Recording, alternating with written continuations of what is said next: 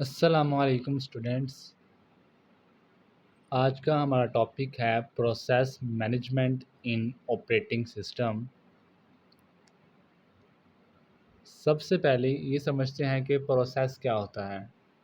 जब भी हम कंप्यूटर या मोबाइल पर कोई प्रोग्राम रन करते हैं, जैसे गूगल क्रोम, एमएस वर्ड, तो ऑपरेटिंग सिस्टम उस रनिंग प्रोग्राम को प्रोसेस कहता है।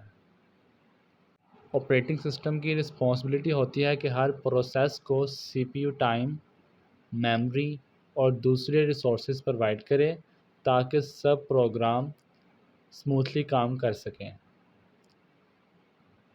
अगर एक ही वक्त में कई प्रोग्राम्स चल रहे हों तो भी ऑपरेटिंग सिस्टम उन सब को एफिशिएंटली मैनेज करता है। इसी प्रोसेस को हम प्रोसेस मैनेजमेंट कहते हैं। उसके बाद हमारे पास इसमें आता है प्रोसेस लाइफ साइकिल।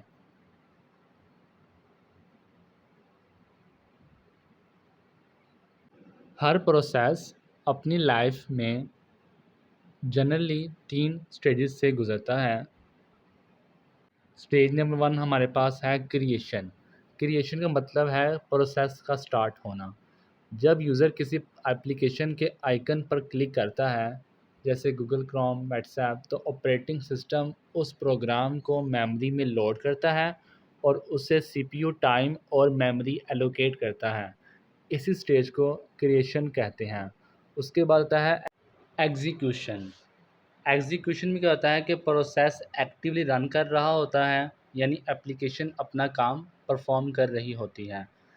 एग्जाम्पल के लिए अगर गूगल क्रोम ओपन है तो वो वेब पेजेस लोड करेगा, वीडियोस प्ले करेगा और यूज़र के क्लिक्स का रिस्पॉन्स करेगा। ये एग्जीक्यूशन स्टेज है। उसके बाद आता है टर्मिनेशन। जब यूज़र एप्लीकेशन क्लोज कर देता है या प्रोसेस अपना टास्क कंप्लीट कर लेता है तो प्रोसेस टर्मिनेट हो जाता है। इसको एग्जांपल के थ्रू समझते हैं।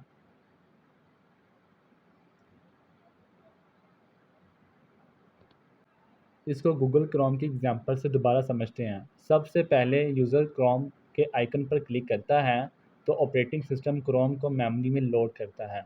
ये क्रिएशन है। उसके बाद क्रोम वेब पेजेस ओपन करता है और इंटरनेट ब्राउज़ करता है। ये एग्जीक्यूशन है। और जब यूज़र क्रोम क्लोज करता है तो ऑपरेटिंग सिस्टम उस प्रोसेस को स्टॉप करके उसकी मेमोरी रिलीज़ कर देता है। ये हमारे पास टर्मिनेशन है। उसके बाद हमारे पास नेक्स्ट पॉइंट है मल्टीटास्किंग एंड कॉन्ग्रुएंसी। मल्टीटास्किंग का मतलब है कि एक यूज़र एक ही वक्त में मल्टीपल एप्लीकेशन यूज़ कर सकता है। एग्जाम्पल के लिए आप यूट्यूब पर लेक्चर सुन रहे हैं, साथ ही एमएस वर्ड में नोट्स बना रहे हैं और बैकग्राउंड में म्यूज़िक भी चल रहा है। ये सब मल्टीटास्किंग है जो ऑपरेटिंग सिस्टम परफॉर्म करवाता है। उसके बाद है कॉन्ग्रुएंसी। कॉन्करेंसी में यहाँ स्टूडेंट्स अक्सर कंफ्यूज हो जाते हैं। सीपीयू असल में एक वक्त में सिर्फ एक प्रोसेस एग्जीक्यूट करता है, लेकिन वो इतनी फास्ट स्पीड से प्रोसेस के दरमियान स्विच करता है कि हमें लगता है कि सब एक ही साथ चल रहा है। इसी कॉन्सेप्ट को कॉन्करेंसी कहते हैं। इसको अब हम एक शेफ़ की एग्जांपल से समझते हैं कि एक शेफ़ 3 डिशेस बना रहा है। वो पहले डिश नंबर 1 पर थोड़ी देर काम करता है, फिर डिश 2 पर और उसके बाद डिश नंबर 3 पर और फिर दोबारा पहले डिश पर आ जाता है। इसी तरह सीपीयू भी बहुत तेज़ी से प्रोसेस के दरमियान स्विच करता रहता है। नेक्स्ट पॉइंट हमारे पास है प्रोसेस शेड्यूलिंग कॉन्सेप्ट। जब मल्टीपल प्रोसेस रेडी हों तो ऑपरेटिंग सिस्टम को डिसीजन लेना होता है कि सबसे पहले कौन सा प्रोसेस चलेगा और हर प्रोसेस कितनी देर सीपीयू यूज़ करेगा। इसी डिसीजन मेकिंग प्रोसेस को शेड्यूलिंग कहते हैं। Which process should run fast, एक ये, और उसके बाद how long each process should run. तो ये हमारे पास यहाँ ऑपरेटिंग सिस्टम को डिसीजन लेना होता है। इसी डिसीजन मेकिंग प्रोसेस को शेड्यूलिंग कहते हैं। शेड्यूलिंग के बहुत से एल्गोरिदम्स होते हैं, लेकिन इस चैप्टर में हम सिर्फ फर्स्ट कम फर्स्ट सर्व्ड यानी एफ सी FS पढ़ेंगे। FCFS शेड्यूलिंग में क्या होता है? FCFS का फुल फॉर्म है फर्स्ट कम फर्स्ट सर्व्ड। इस रूल के मुताबिक जो प्रोसेस सबसे पहले आता है उसी को सबसे पहले सीपीयू मिलता है। बिल्कुल वैसे ही जैसे किसी बैंक या शॉप की लाइन में जो कस्टमर पहले आता है उसी का नंबर पहले आता है। इसको हम यहाँ न्यूमेरिकल एग्जांपल की मदद से समझते हैं। यहाँ पर देखें हमारे पास प्रोसेस आईडी है P1, P2 और P3। अराइवल टाइम हमारे पास P1 का है 0 सेकेंड, P2 का है 1 सेकेंड और P3 का है 2 सेकेंड्स। और उसके बाद हमारे पास यहाँ पर जो P1 को टाइम चाहिए वो है 5 सेकेंड, P2 को 3 सेकेंड्स और P3 को 2 सेकेंड्स। यहाँ पर हमारे पास 3 प्रोसेस हैं P1, P2 और P3 और उनके आगे अराइवल टाइम्स और टाइम नीडेड मेंशन है। अब इसके हम स्टेप बाय स्टेप एक्सप्लेनेशन करेंगे।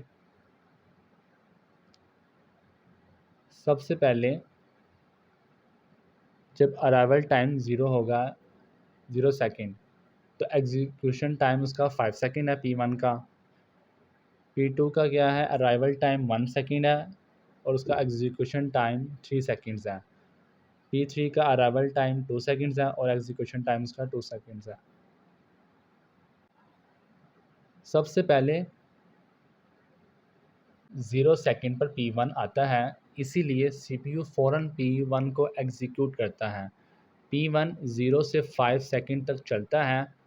1 सेकेंड पर P2 आ जाता है, लेकिन P1 अभी चल रहा होता है, इसीलिए P2 वेट करेगा। 2 सेकेंड के बाद P3 भी आ जाता है, लेकिन P1 और P2 पहले से ही वर्क कर रहे होते हैं, इसलिए P3 भी वेट करेगा। जब 5 सेकेंड पर P1 फिनिश होता है तो तब CPU P2 को एग्जीक्यूट करता है। P2 5 से 8 सेकेंड तक रन होता है और उसके बाद 8 सेकेंड पर P3 एग्जीक्यूट होता है और 10 सेकेंड पर फिनिश हो जाता है। अगर हम टाइमलाइन देखें तो सीक्वेंस कुछ इस तरह होगा। P1 0 से 5 सेकेंड, P2 5 से 8 सेकेंड और P3 8 से 10 सेकेंड। उसके बाद हमारे पास आ जाती है ऑब्जर्वेशन।